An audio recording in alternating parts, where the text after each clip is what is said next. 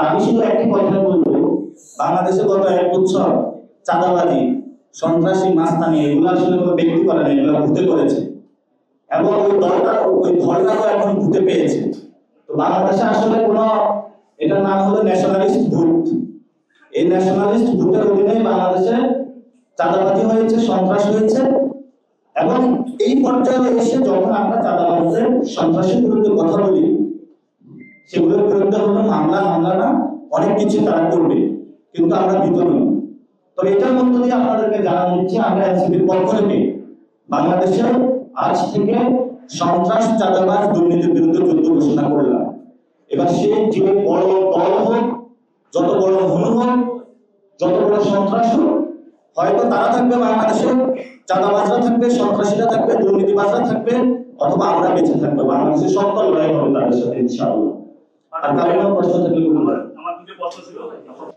ঐক্যমত কমিশনে দুইটা ভাগ ছিল, একটা হলো সবাই যেটাতে ঐক্যমত হয়েছে, আর সাথে যেটা নোট অফ ডিসেন্ট ছিল সেটা ছিল দলীয় মতামত। আমরা এনসিপির পক্ষ থেকে মনে করি দলীয় মতামত গণভোটে যাওয়া উচিত না, সবাই যেটাতে ঐক্যমত হয়েছে সেটাই গণভোটে যেতে হবে, 1 নম্বর। 2 নম্বর জিনিস হলো, আপনারা জানেন ঐক্যমত কমিশন সুপারিশমালা দিয়েছে, আজকে অনেকদিন হয়ে গেল, সরকার থেকে আমরা এটা বাস্তবায়ন উদ্যোগ দেখতে পাচ্ছি না। এই জন্য সরকারের কাছে আমরা দাবি জানাচ্ছি, আপনারা স্পষ্ট ডেট ঘোষণা করেন কোন দিন আপনারা আদেশটা জারি করবেন। থার্ড পয়েন্টটা হলো, এই আদেশটা অবশ্যই ডক্টর ইউনূস জারি করতে হবে। এই আদেশের মধ্যে পবিত্র সনদে যদি চুক্তি সাইন বসানোর কোন পায়তারা করে, তাহলে বাংলাদেশের ছাত্র জনতা আবার মাঠে থাকবে এবং সে সময় চুক্তির পদত্যাগ করতে হবে। এই জন্য ডক্টর ইউনূসের কাছে আহ্বান থাকবে যে আপনি আদেশ জারি করবেন, গণঅভ্যুত্থান ছাত্র জনতা আপনাকে বসিয়েছে, এটা আপনি স্ট্রিক্ট থাকতে হবে। আরেকটা বিষয় যেটা আমাদের সামনে এসেছে,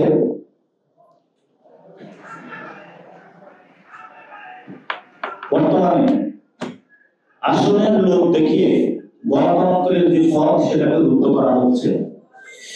বিভিন্ন ছোট ছোট দল যারা রয়েছে, 1-2টা আসন দিয়ে গণতন্ত্রের যে পথ, বহুদলীয় গণতন্ত্রের যে সৌন্দর্য, সেটাকে বাংলাদেশে নষ্ট করা হচ্ছে, রুদ্ধ করা হচ্ছে। এবং আরপিওতে যে প্রত্যেকটি দল তার নিজস্ব প্রতীকে ইলেকশন করবে, সংস্কার কার্যক্রম ঐক্যমত হয়েছিল সবাই, সেটার ভিত্তিতে নির্বাচন কমিশন থেকে এবং আইন উপদেষ্টার যে স্বাক্ষর, সেখানের মধ্য দিয়ে উপদেষ্টা মহলের একটি সিদ্ধান্ত এসেছে যে প্রত্যেকটা দল তার নিজস্ব প্রতীকে নির্বাচন করবে। কিন্তু এই বহুদলীয় গণতন্ত্রকে বিনষ্ট করার জন্য আপনারা দেখেছেন একটি দল উঠে পড়ে লেগেছে।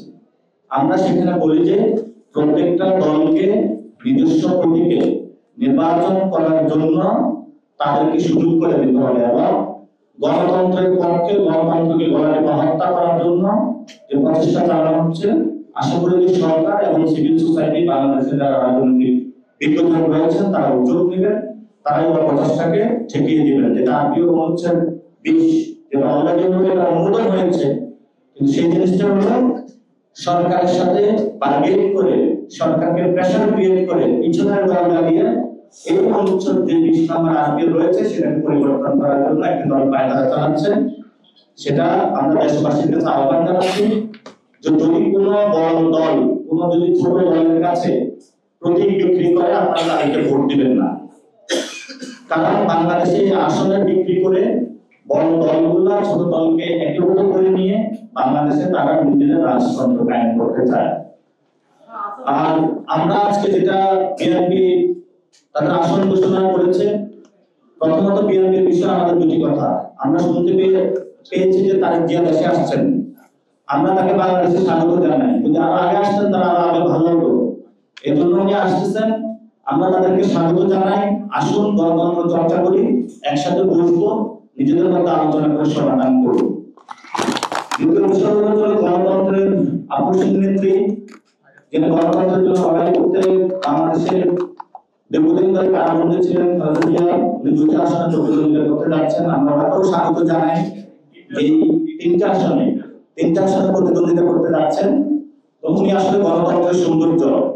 তো ফলত আমরা এখনো বিএনপির নেতা অথবা নেত্রী হিসেবে খালেদা জিয়াকে দেখি, ওনার থেকে যে ধরনের কথাবার্তা বাংলাদেশের ঐক্যের জায়গাটা আসে সেটা অন্য কোনো নেতৃবৃন্দ থেকে আমরা দেখি না, বরঞ্চ সেখানে আমরা গণতন্ত্রের পথটাকে রুদ্ধ করার জন্য অপচেষ্টা দেখি।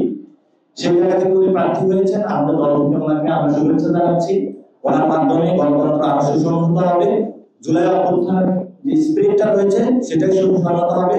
এবং উনি জুলাই অভ্যুত্থানের গণ অভ্যুত্থানের মধ্য দিয়ে মুক্তি পেয়েছেন। জুলাই গণ অভ্যুত্থান না হলে উনি ইলেকশনটা করতে পারতেন না।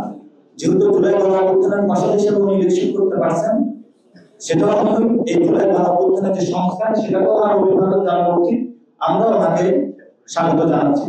কিন্তু একটা দুঃখজনক বিষয়, আমরা এই গণ অভ্যুত্থানে বাংলাদেশের মতো 50% যে তরুণ সমাজ, আমরা মনে করেছিলাম ভালো ভালো কিছু প্রার্থী পাবো। এটা আমাদের হতাশ করেছে তাদের প্রার্থী তালিকা। অধিকাংশ জায়গায় এসেছে গডফাদার যারা রয়েছে তারা। এই জন্য ছাত্রদল, যুব দলের যারা তরুণ নেতৃত্ব নতুন রাজনীতি করতে চেয়েছেন সেখান থেকে খারিজ হয়েছেন। আমরা আমাদের নমিনেশন যে সাবমিশন সেখানে আপনাদেরকে আমরা স্বাগত জানাই। আসুন আমরা তারুণ্য ভিত্তিক রাজনীতি করতে চাই বাংলাদেশে। আর ভাই একটি কোশ্চেন করেছেন।